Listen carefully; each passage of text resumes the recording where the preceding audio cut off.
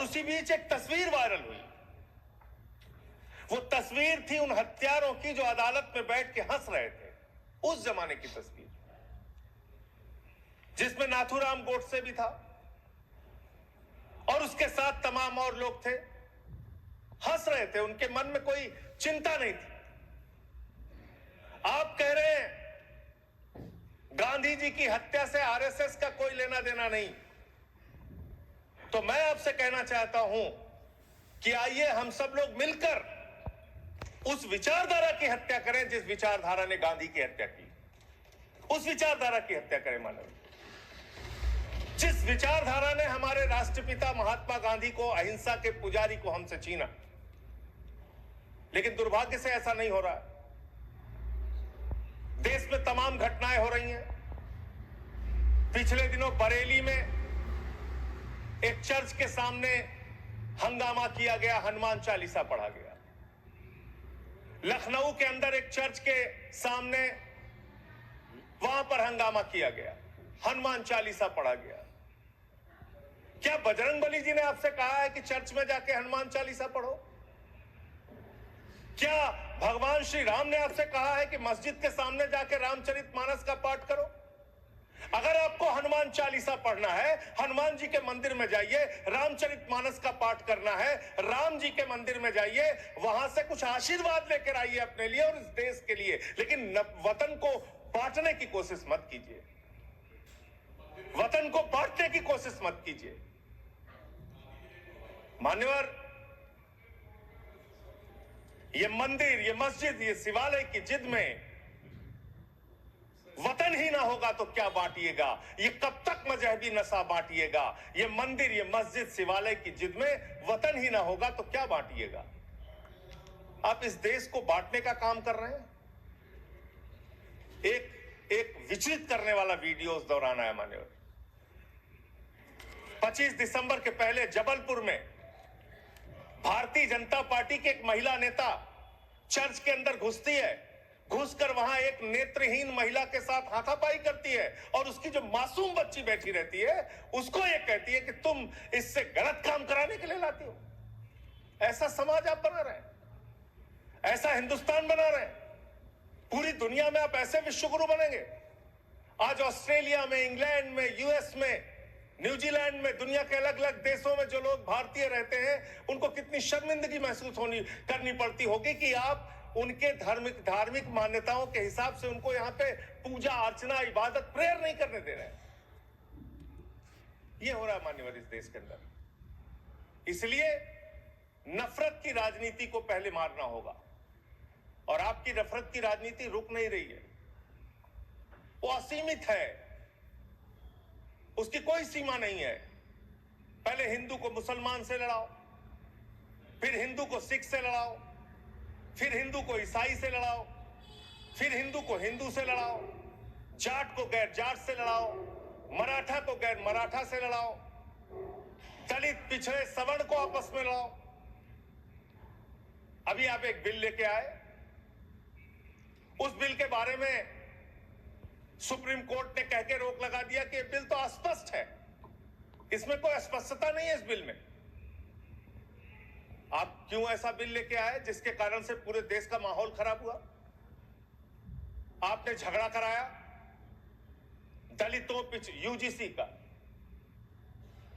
का बिल, और आप इक्विटी बिल जो लेके आए, आपने कहा इक्विटी कमेटी जो बनेगी उसको लेके आपने जो इक्विटी कमेटी बनाई उसमें तमाम बातें आपने ऐसी लिखी, पूरे देश में आपने झगड़े का माहौल क्रिएट किया।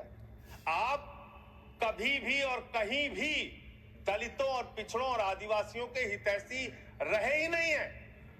आपका संगठन, आपकी विचारधारा, आपकी मातृ संस्था आरएसएस, वहां तो 100 साल तक आज तक एक भी दलित, पिछड़ा और आदिवासी आरएसएस का प्रमुख नहीं बना। ये सच्चाई है आपकी।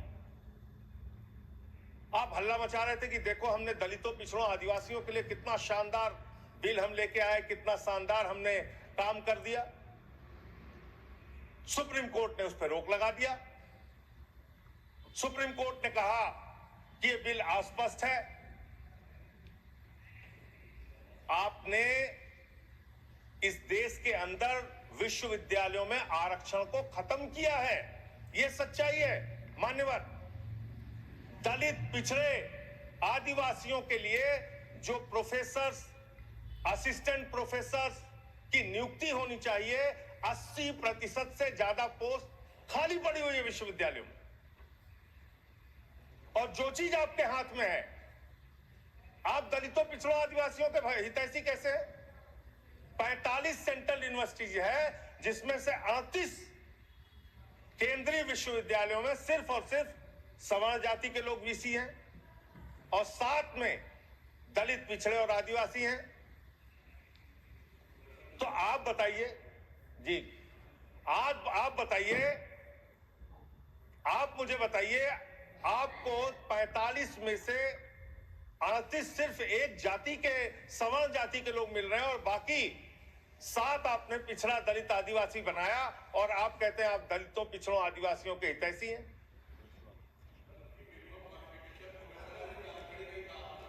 किसमें? मैं वीसी की बात कर रहा हूं, वीसी की बात कर रहा हूं, वीसी की बात कर रहा हूं। वीसी की नियुक्ति आप करते हैं, वीसी की नियुक्ति आप करते हैं।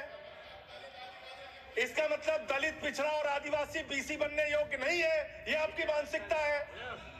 इसका मतलब आपकी मानसिकता है पिछड़ा, दलित और आदिवासी प्रोफेसर बनने योग्य नहीं है। आप नॉट फाउंड सुइटेबल की कैटेगरी में डाल देते हैं उन लोगों को। आप क्या न्याय कर रहे हैं उनके साथ?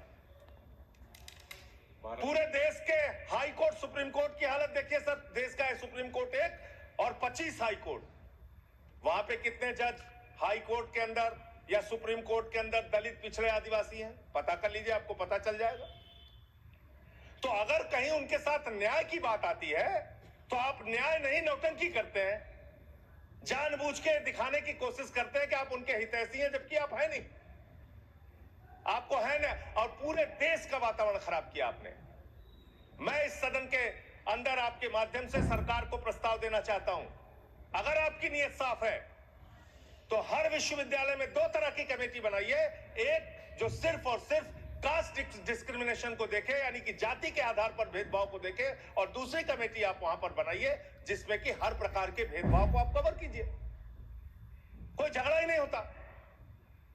भाषा के आधार पर भेद, लिंग के आधार पर भेद, किसी भी प्रकार का भेद, उसको देखने के लिए एक कमेटी बनाते और जाति के आधार पर हो रहे भेद को देखने के लिए एक कमेटी बनाते। कोई झगड़ा ही नहीं होना था। आपने जानबूझ के झगड़ा कराया। दूसरी बात मान्यवर,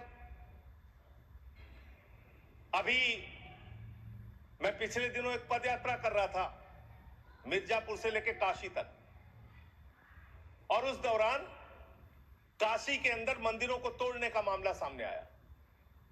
मणिकर्णिका घाट को तोड़ा गया मान्यवर, मणि को तोड़ दिया गया, माता अहिल्याबाई होलकर जी की प्रतिमा को तोड़ दिया गया। और वो वीडियो मैंने ट्वीट कर दिया तो मेरे ऊपर उल्टा मुकदमा लिख लिया गया। कितना मुकदमा लिखेंगे आप? आप लिखिए मुकदमा मेरे ऊपर। मान लीजिए मैं झूठ बोल रहा हूं, आपकी पार्टी के नेता सुमित्रा महाजन जी, उन्होंने कहा कि माता अहिल्याबाई होलकर जी की प्रतिमा तोड़ी गई, मणिकर्णिका घाट को तोड़ा गया। आपकी पार्टी के नेता और केंद्र राज्य सरकार के मंत्री रविंद्र जायसवाल, उन्होंने कहा मणिकर्णिका घाट को तोड़ा गया, मंदिरों को तोड़ा गया, माता अहिल्याबाई होलकर जी की प्रतिमा को तोड़ा गया। आप उन पापियों के खिलाफ कार्रवाई करने के बजाय मेरे ऊपर एफआईआर कर रहे हैं। आप ऐसा शब्द मत बोलिए। जिन लोगों ने तोड़ा मान्यवर, जिन लोगों ने मंदिर तोड़ा, उन गुनहगारों को मैं चाहता हूं, चलिए गुनहगार कह देता हूं, भाषा शैली चलिए मान्यवर गुनहगार के साथ उन गुनहगारों को जिन्होंने उस पुरातन पवित्र मणिकर्णिका घाट को तोड़ा, माता अहिल्याबाई होलकर जी की प्रतिमा को तोड़ा, कार्रवाई उन पे करने के बजाय आपने मुझ पर एफआईआर कर ली। मैं आपके माध्यम से सरकार से मांग करता हूं, अगर आपने कोई तोड़फोड़ वहां पर नहीं की है, 3 सदस्यों को, तीनों बीजेपी के रहे, मैं तो कह रहा हूं 3 के तीनों बीजेपी के लेके जाइए आप। 3 सदस्य भेजिए बीजेपी के संसदीय दल के, और वहां पर दिखाइए कि माता अहिल्याबाई होलकर की प्रतिमा है, वहां दिखाइए मणिकर्णिका घाट को नहीं तोड़ा गया है, और फिर जो कार्रवाई आप मेरे ऊपर करना चाहे कीजिए। आपने काशी को बर्बाद करने का एक मन बना लिया है। काशी कॉरिडोर के नाम पे आपने सैकड़ों मंदिर वहां पे तोड़ दिए, वहां पे शिवलिंग लंका थाने में पड़े हुए हैं। ये घटना अगर किसी विपक्ष के राज्य में हुई होती, आप पूरे देश में हंगामा कर देते, फसाद करा देते पूरे देश में। लेकिन आपने वहां मंदिरों को तोड़ा, पवित्र घाटों को तोड़ा।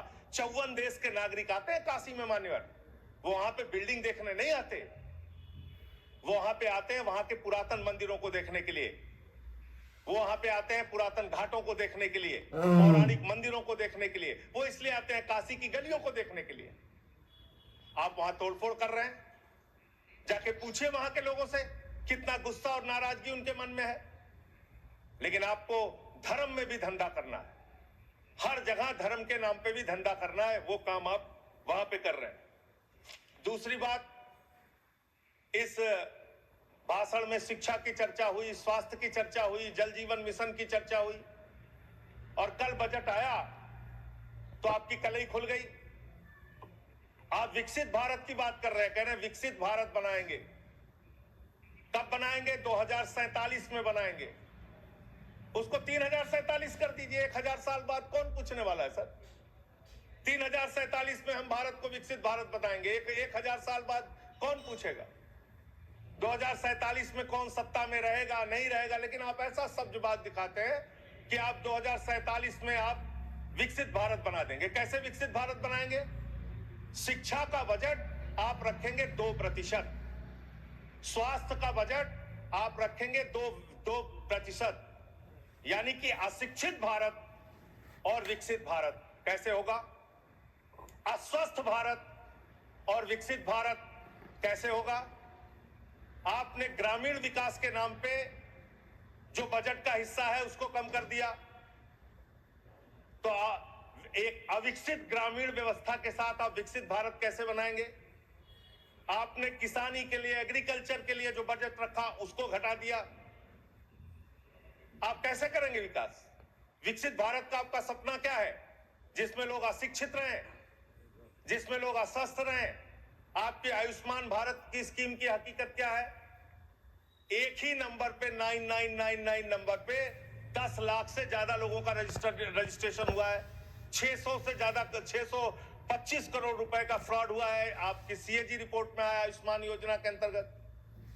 आपने जी राम जी योजना लागू की, उसमें आप कह रहे हैं हम 125 दिन रोजगार देंगे, और बजट में जो निर्धारण कर रहे हैं वो 125 दिन रोजगार देने के हिसाब से आप बजट का निर्धारण नहीं कर रहे हैं। इसका मतलब आपकी ये घोषणा है। पिछले साल आपने कहा कि अप्रेंटिस योजना हम पूरे देश में ला रहे हैं नौजवानों के लिए। अप्रेंटिस योजना में जो पैसा आपने सरकार की ओर से निर्धारित किया उसमें 95% कटौती कर ली। तो आप प्रशिक्षण नहीं दे सकते, रोजगार तो बहुत दूर की बात है। यह काम आपने किया। दूसरी बात, माघ मेला हुआ, बड़ी उसकी चर्चा हुई। आप हमेशा चर्चा करते हैं, महाकुंभ के बारे में चर्चा करते हैं, माघ मेला के बारे में चर्चा करते हैं, लेकिन वहां बड़ी एक अप्रिय घटना हुई मान्यवर, बहुत ही दुखद घटना हुई। शंकराचार्य जी परम पूज्य अवमुक्तेश्वरानंद जी जा रहे थे स्नान करने के लिए। उनको प्रशासन के द्वारा उनको रोका गया। उनके शिष्यों को, उनके बटुकों को चोटी पकड़ पकड़ के घसीट घसीट के मारा गया उनको। और इतना ही नहीं, उनकी एक मांग थी कि अगर प्रशासन या सरकार मुझसे वार्ता कर ले और अपनी गलती मान ले तो मैं स्नान करूंगा। ना उनसे किसी ने माफी मांगी और ना ही वो स्नान कर पाए। बिना स्नान किए शंकराचार्य जी वहां से चले गए। और भी शर्मनाक बात यह, आप कितने बड़े धर्म के ठेकेदार हैं। आप देखिए कि आप शंकराचार्य जी को तहसीलदार के माध्यम से चिट्ठी भेज रहे हैं, कह रहे हैं बताओ आप शंकराचार्य हो कि नहीं हो। अरावली पर्वत को साबित करना है, बताओ तुम अरावली पर्वत हो कि नहीं हो। दिल्ली की जहरीली हवाओं को साबित करना है, बताओ हवाओं तुम जहरीली हो कि नहीं हो। इस देश के मतदाताओं को साबित करना है, बताओ तुम भारत के नागरिक हो कि नहीं हो। और शंकराचार्य जी को साबित करना है, बताओ आप शंकराचार्य हो कि नहीं हो। जो लोग अभी तक 12 साल में अपनी डिग्री नहीं दिखा पाए, वो शंकराचार्य से शंकराचार्य होने का प्रमाण मांग रहे हैं। यह है आपकी धार्मिक ठेकेदारी। इस तरह से आप धर्म की ठेकेदारी करना चाहते हैं। तो देश के अंदर नफरत फैलाकर जो आप राजनीति कर रहे हैं, लोगों के हक को मार के जो आप राजनीति कर रहे हैं, इसका कोई बहुत देश के विकास, कम से कम विकसित भारत आपकी इस विचारधारा, इस सोच से तो नहीं बन सकता। विकसित भारत के लिए यह विचारधारा आपकी काम नहीं करेगी। नफरत फैलाओ और राज करो की, अंग्रेजों की जो विचारधारा थी, बांटो और राज करो की जो विचारधारा थी, उससे नहीं बन सकता। मान्यवर, बात कर ले विदेश नीति की, विश्व गुरु बनने की बात करते हैं प्रधानमंत्री जी। पूरे दुनिया में उनका डंका पीटा जा रहा है। हमने देखा किस तरह से अमेरिका से भारतीयों को हाथ में हथकड़ी, पैरों में बेड़ी बांध के अमृतसर पहुंचाया गया। हमने देखा कि किस तरह से सीज फायर के लिए कम से कम 70 बार अमेरिका का राष्ट्रपति ट्रंप कह रहा है कि उसने ट्रेड डील की धमकी देकर सीज फायर कराया, ट्रेड खत्म करने की धमकी देके। हमने देखा कि किस तरह से चीन यह कह रहा है कि वो सक्चगाम में निर्माण कार्य करेगा और आपकी पार्टी के दफ्तर में उनके प्रतिनिधि मीटिंग कर रहे हैं। उसी दिन वो बयान दे रहा है, बीजेपी के दफ्तर में वो लोग मीटिंग कर रहे हैं, उसी दिन चीन का बयान आ रहा है कि हम सक्चगाम घाटी में निर्माण कार्य करेंगे, पुल बनाएंगे, सुरंग बनाएंगे। आपकी विदेश नीति क्या है? बांग्लादेश में हिंदुओं की हत्याएं हो रही हैं, उस पर आप खामोश रहते हैं, चुप रहते हैं, बोलते नहीं है। आप किसी भी मामले में सामने मुखर होकर सामने आके स्पष्टीकरण नहीं दे रहे। अभी एक एप्स्टीन फाइल की चर्चा हो रही है पूरी दुनिया में, उसके बारे में भारत के प्रधानमंत्री को आरोपित किया गया।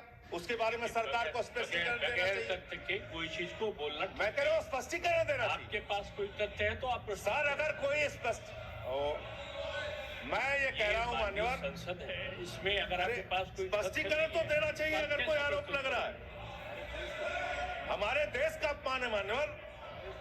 इनके बोलने के बाद मैं आपको समय देता हूं। आप कैसा काम करना चाहते हैं? खत्म होने से बात देता हूं। अरे भाई, आपके भारत के प्रधानमंत्री पे आरोप लग रहा है, आप लोग उस आरोप का जवाब नहीं देना चाहते। भारत के प्रधानमंत्री पे आरोप लग रहा है, नहीं, तथ्य के बगैर होगा तो आप नहीं लगा सकते। तथ्य के विपरीत अगर आप बोलेंगे तो आपका ये चीज नोट नहीं किया जाएगा। तो मैं ये कह रहा हूं मान्यवर, देश व्यवस्थाओं से चलेगी। यहां बैठे हैं जावेद भाई, संभल के अंदर एक जज ने न्याय का फैसला दिया और उस जज का ट्रांसफर कर दिया जाता है। ये जुडिशरी की हालत आपने कर दी है, ये कर दिया आपने। देखिए, न्यायालय ट्रांसफर करता है जज का। अरे मान्यवर, जज का ट्रांसफर हुआ है, अवमानना होगी। जज का ट्रांसफर हुआ है। जज का ट्रांसफर कोई पॉलिटिकल पार्टी नहीं करती। तो एडमिनिस्ट्रेटिव तो काम आप में हुआ, ऐसी चीज ना बोले जो कंटेम्प्ट हो कोर्ट का। और इस तरह से एफआईआर दर्ज करके, लोगों के दबा के, लोगों के अधिकारों को छीन के, हमारी पार्टी के तो खैर पीछे ही पड़े हुए हैं आप लोग। चैतर बसेवा एक आदिवासी नेता है, उनको गिरफ्तार करके आपने 3 बार गुजरात के अंदर जेल में डाल दिया। महराज मलिक हमारे विधायक हैं, उनको डाल दिया जेल में। हम लोगों को तो जेल भेज ही चुके। आप रोज मुकदमा लिखते रहते हैं, एफआईआर लिखते रहते हैं। सोनम वांगचुक को अभी भी आपने जेल में रखा हुआ है। तो एक के बाद एक लोगों को, विपक्ष के नेताओं को जेल में डाल के आप कैसे काम करेंगे? आप पूरे देश में एसआईआर के नाम पे लोगों के वोट काट रहे हैं, एसआईआर के नाम पे लोगों के वोट काट रहे हैं। बस खत्म कर रहा हूं सर, सबको 2-2, 3-3 मिनट मिला है। मैं 1 मिनट में खत्म, 1 मिनट में, आधा मिनट। मान्यवर, मैं पार्टी का लीडर हूं, 1 मिनट में खत्म। आधा मिनट। मान्यवर, एसआईआर के नाम पे आप क्या कर रहे हैं? पूरे देश में करोड़ों लोगों के वोट काट रहे हैं। यूपी की बात अगर मैं कर लूं तो वहां पर आपके ही राज्य निर्वाचन आयोग ने जो चुनाव की सूची बनाई, ग्रामीण चुनाव के लिए, पंचायत चुनाव के लिए और शहरी चुनाव के लिए, उसमें दिखाया 17 करोड़ वोट। और एसआईआर के लिए जो केंद्रीय ज्ञानेश कुमार जी की निगरानी में जो सूची बनी, उसमें दिखाया गया 12 करोड़ 55 लाख वोट, 4.5 करोड़ वोट उत्तर प्रदेश में कहां पर उड़ गए? और आप कह रहे हैं हर बूथ पे 200 वोट बनाएंगे तो 3.5 करोड़ वोट आप ऐसे ही बना लेंगे।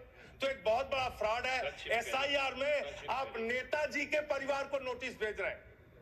बस खत्म कर रहा हूं मान्यवर। एसआईआर में आप नेताजी सुभाष चंद्र बोस के परिवार को नोटिस भेज रहे हैं, नोबेल पुरस्कार विजेता अमरेश सेन को नोटिस भेज रहे हैं, पूर्व एडमिरल को नोटिस भेज रहे हैं। अब कैसा एसआईआर करा रहे हैं? ये एसआईआर नहीं है, चुनावी घोटाला है। मैं कहना चाहता हूं। बहुत बहुत धन्यवाद। सुधांशु त्रिवेदी जी, एक मिनट में फाइल का जिक्र हुआ, एक विकृत यौन मानसिकता के सजाए याफ्ता अपराधी का जिक्र इस संसद के पावन पटल के ऊपर करना इनकी विकृत और विक्षिप्त मानसिकता का प्रतीक है।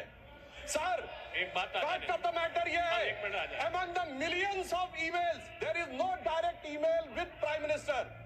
Sir, no direct message, no direct phone call. मैंने पहले कहा है नहीं कि अगर कोई चीज तथ्य के परत नहीं है तो उसको यहाँ नहीं रिकॉर्ड सर, मैं अपनी बात दो वाक्यों में समाप्त करना चाहता हूं। ना कोई ईमेल है, ना कोई मैसेज है, ना कोई फोन कॉल है, और उसके बाद निराधार अनलगर आरोप के ऊपर एक सजाए याफ्ता अपराधी का नाम लेकर यहाँ पे बोलना, यह बहुत ही निंदनीय है और इनकी विकृत मानसिकता का प्रतीक है। और सर, डिपार्टमेंट ऑफ जस्टिस ने भी ये कहा है कि वो फॉल्स और सेंसेशनल आरोप है। और प्रधानमंत्री जी इजराइल में अपनी ऑफिशियल यात्रा पे थे, एक मुलाकात ऑफिशियल है, और उसके बावजूद वहां पर सिर्फ एक ही गायन हुआ, वो था राष्ट्रगान। अगर उसमें नाच गाना इनको नजर आता है, हो सकता है इसे राम मंदिर में नजर आता हो। तो मैं इस पे घोर भर्त्सना करते हुए सभापति महोदय सिर्फ एक पंक्ति कहना चाहता हूं, सभापति महोदय सिर्फ एक पंक्ति कहना चाहता हूं कि जो इन्होंने आरोप लगाने का प्रयास किया है कि राष्ट्रवाद के महामेरु पर वार बहुत ही हल्का है, भारत विकसित रोकने के लिए यह मचा हुआ तहलका है। नहीं, देखो जो माननीय सदस्य ने जो तथ्य के विपरीत और संविधान के विपरीत बात कही, उसको इसमें शामिल नहीं किया जाएगा। ये जवाब सवाल नहीं है, आपकी बात आ गई। मैंने क्या कहा? मैंने कहा कि जो भी आरोप लगाए हैं उसका जवाब दिया जाए, नहीं होगा, उसको डिनाई करें। आप भागते क्यों हैं? नहीं, आप यहाँ पे नहीं पूछ सकते। चलिए नेक्स्ट, श्री सुभाष चंद्र बोस, 9 मिनट्स।